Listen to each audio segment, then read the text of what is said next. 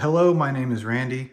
For those of you who have not seen any of my prior videos, I have been putting together an IWC watch collection, and I'm not a professional YouTuber. I've just been releasing a few videos to share with the world writ large my collection and to connect with people. And I think that we collect and appreciate things for two reasons. One is the internal satisfaction and appreciation and admiration that we have for pieces of art and human achievement. And the other is to share that passion with others who have a little bit of a like mind and share that hobby. And today I'm going to share a quick state of the collection with people, the 5 of you who have seen my prior videos and have commented and were interested. And then kind of tease a video that I will do after I spend time with my latest acquisition. I don't think it's fair to review or discuss a timepiece that you haven't spent a reasonable amount of time with. So this is my newest IWC piece, and I'm very excited about it.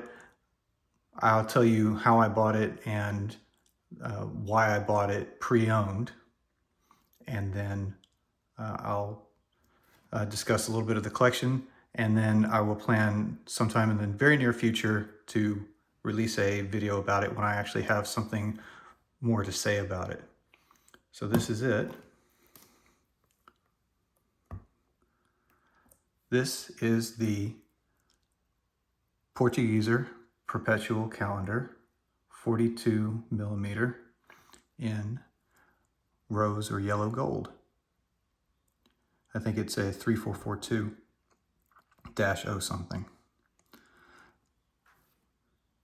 I purchased this used, and why did I do that? Well, because the truth is that while IWC makes an incredible product, they also, especially with the state of the current watch market, the depreciation of IWC is in line with many other brands.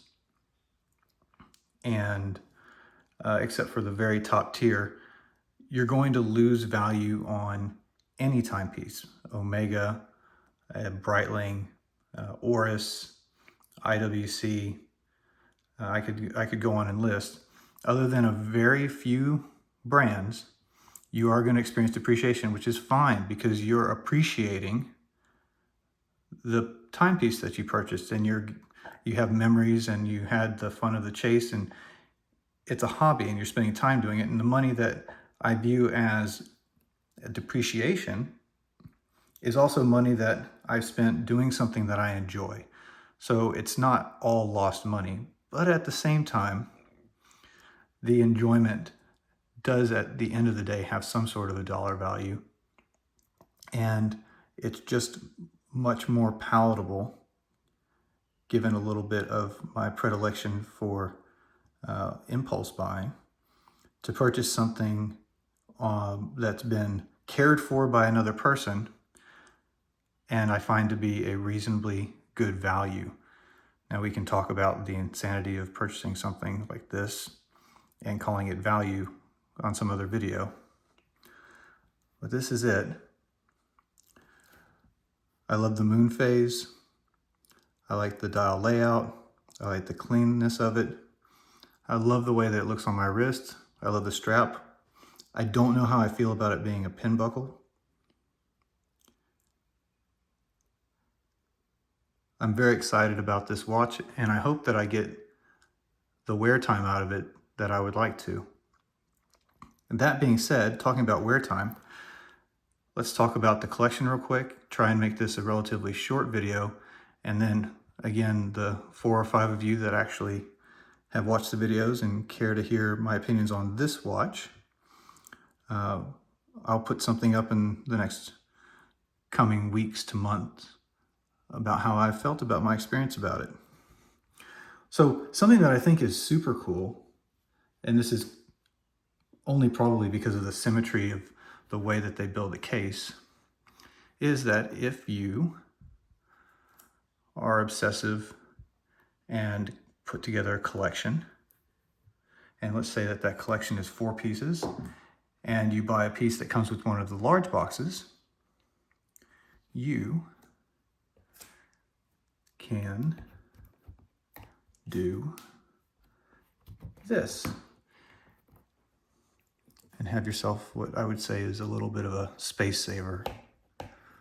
They nest in there very nicely, and the lid opens and closes like so. So you can open up and say, what will I put on today, or this afternoon, or for dinner, or what have you.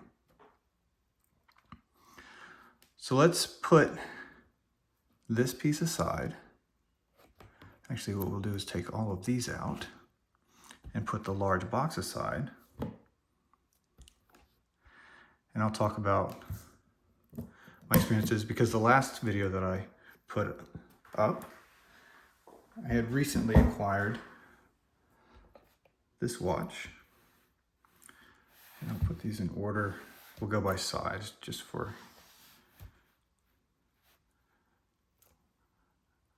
to have it, and completely arbitrary. And we'll put the granddaddy in the back. So if you asked me to pick a favorite, and some people in the past have asked me to pick a favorite and which one I would have for a daily, or which one that I would say would be an only watch, I stand by the fact that the Mark 20 is the single best only watch that you can have from the IWC collection. And I'll put a video up later, probably airing my grievances about the missed opportunity of the Ingenieur line, and how I think that it's criminal the way that they designed and marketed that watch, and why I don't own it. So I have to say, though, in spite of the fact that I think that this is the most complete and diverse watch, not diverse, kind of a chameleon of a watch from the IWC line, somehow the Top Gun Ceratanium 41 chronograph is a watch that I just pick up and wear all the time. It's basically my everyday watch, and I did not expect that. And why has that become the case? One, once you get rid of this absolutely rancid strap that comes with it, this stiff, wrist-hugging, uncomfortable strap with the ceratanium clasp on it, once you get rid of this and put on actually a comfortable strap, it's so light, it's so easy to wear, and it's so enjoyable to wear because of the, I don't know if it's true or perceived ruggedness of the ceratanium structure of it, because of the interesting chronograph function, say you're timing a workout or just looking for a reason to hit the buttons. It just, 100-meter water resistance, disappears on the wrist when you're not thinking about it, looks striking, but subdued, goes with pretty much anything, gives real kind of an aggressive look on your wrist. Doesn't matter what color shirt, what kind of pants, what kind of activity. It's both aggressive and subdued at the same time. And I don't know how to explain it, but if you don't go to work in a suit and you go out and are active during the day, and you want something that just wears well, isn't obtrusive on your wrist, is light, is supposedly durable. This has no markings on it. I've not done anything to avoid putting marks on it, but I haven't specifically abused it. Day and date function. I did not expect to pick this up every day and just default to it. And it's just become a grab and go. And I love it. Now, during the summer, will that be the case? I don't know. But there's just something about it. It's when you purchase a piece of art, mechanical art for your wrist, it's more than just the way that it looks sitting in a box. And it's more just than the way that it looks sitting on your wrist. There's an experience about it. And the experience is just, it's an intangible. And I can say that the experience of wearing this watch is shockingly easy. It's just easy. I will tell you one thing that I've noticed about almost every photo online, every picture, everything. And I don't know if the camera will show it, but look at the word Schaffhausen. This is not unique to this watch. It's so odd. But it looks like the word Schaffhausen is unevenly written. And if you go online and you look at every single example online, this isn't an error. This isn't a mistake. This is the way it is on every single watch. And it's just interesting. And I just looked at it one day and I saw that and I said, the word Schaffhausen looks wavy. Isn't that crazy? In any case, this watch is more than I expected it to be. And I enjoy wearing it every day. And I'm relatively surprised. Pleasantly surprised. Video's already dragging long, so I'll put you back. I'll put it on shortly when I go out for the day. And I'll bring you over here. This is still my go-to when I feel like I want to be business casual, just comfortable, maybe go out on the river, go out with the family. Looks good with everything, a little bit of pop of blue. Can't really explain it, but actually I put that on backwards last time I took a strap off. Really enjoyed wearing it. Remains very comfortable. Probably equal time on the wrist as the Spitfire. The blue looks different in every light. I cannot get enough of it, except for when I put that dang ceratanium watch on, and I'm just incredibly content with it. And every time I look at my collection, I look at this watch and I go, God, I want to put this on. And then I think about what I'm doing for the day, or I'm going to work, mostly because I'm going to work. And I want something that doesn't stand out so much. And I grab the ceratanium. Now,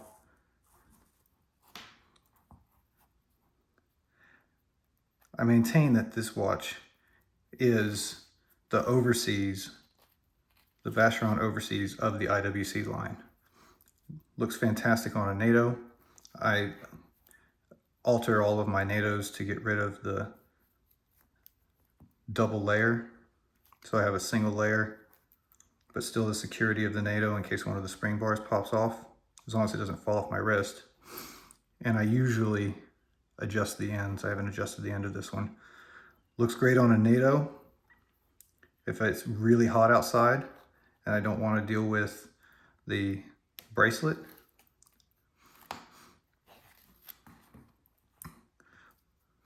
Continues to look fantastic on the blue if you want to dress it up. Goes great with a dress shirt and a pair of slacks or khaki. Do this through the camera. Continues to look amazing on the blue strap. You can see it's got some bend in it where I wear this frequently. Not the greatest for sweat, but that's all right.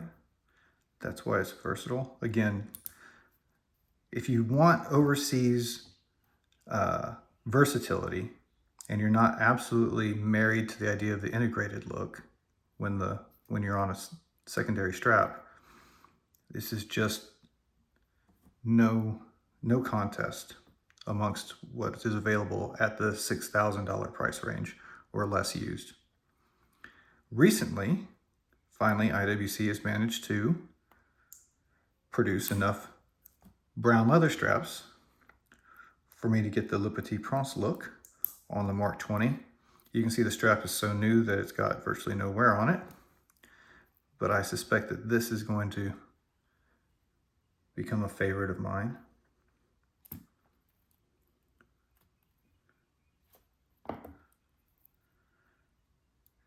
And I think that during the summer, this watch is going to be my go-to. But we'll find out if it can just dethrone the amazing wearing experience. It's not even an amazing wearing experience, it's an effortless wearing experience of the ceratanium chronograph. It really isn't something that's easily quantifiable. And then third in the lineup remains the Spitfire, my first IWC. And while this doesn't have the most views of any of my videos, it does have a lot of engagement. I still love the bronze. I love how it's not actually aging very much, in spite of the fact that it has a lot of contact with my wrist. And I have been, you can see, I do have to pick it up and wind it because it's usually more of a weekend workshop kind of watch for me. So it will sit a little bit longer than most of the other watches, and it doesn't have the power reserve of the Mark 20. So you'll see it has a little bit of darkening compared to the rest of the watch. But I still very much enjoy wearing this watch, and given the value ratio that this watch provides, I just can't imagine not having it in an IWC collection. So in terms of, over the past few months, in terms of overall wrist time, this is probably the order of operations. Someone asked me how much this watch weighs, and again, I'm not a professional YouTuber. I did say I would weigh it. I will weigh it. I'll go and get my kitchen scale one day, and I'll post a reply in the comment. But the truth of the matter is, I just don't know. And then in the coming weeks to month, I will give an update on how I feel about the Portugieser and why I chose the Portugieser over the Portofino. Like I said in my prior video, I was probably going to get the Portofino 40mm. And I'll just tell you right now, the wearing experience of the 41mm ceratanium was just not that obtrusive. And I loved the way that it looked. And so I pulled the trigger. So this is it. This is the complete 4-piece collection. Will I add any other IWCs to the collection? I don't think so. I don't think so. I think if I do outgrow this collection, then I will probably move on and purchase a Vacheron. But I would be hard-pressed to part with any of these unless it was for nothing other than the desire to have one watch, and have that one watch be something that would be a heirloom piece. So 20 minutes passes by very quickly. Anyone who has any comments, feel free to leave them below. And if they are kind comments or general inquiries, I'll be happy to post a reply. And if they are derogatory or unkind comments, then I will continue to ignore them. But the community is really great, and I haven't had any issue with that. Thanks, everybody. Happy collecting.